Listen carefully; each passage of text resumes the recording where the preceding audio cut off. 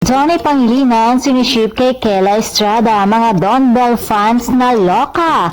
Kamakailan nga lamang sa first episode ng Bida-Bida sa YouTube channel ng Netflix, pinida ni na Johnny Pangilinan at Kela Estrada ang kanilang celebrity mom na sina Miss Maricel Laksa at Miss Janice de Belen, na kung saan ay may mga ilang netizens ang nakapansin na nakitaan daw umano ng chemistry sina Johnny at Kela. Kaya naman kinikilig ang ilan sa dalawa.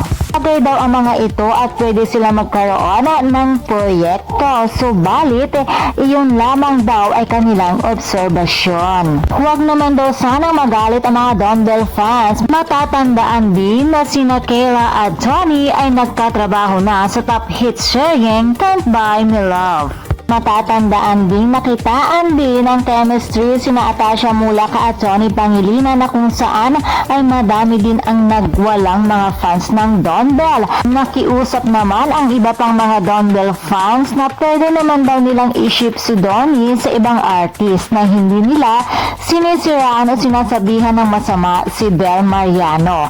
At sa mga nagsiship naman kina Johnny at Kela, wag naman daw din magalit kay Kela Estrada. Lalo na at magkaibigan sina Johnny at Kela, gayon din sina Bel at Kela. For more showbiz update, please don't forget to like, share, and subscribe my channel. Thank you for watching.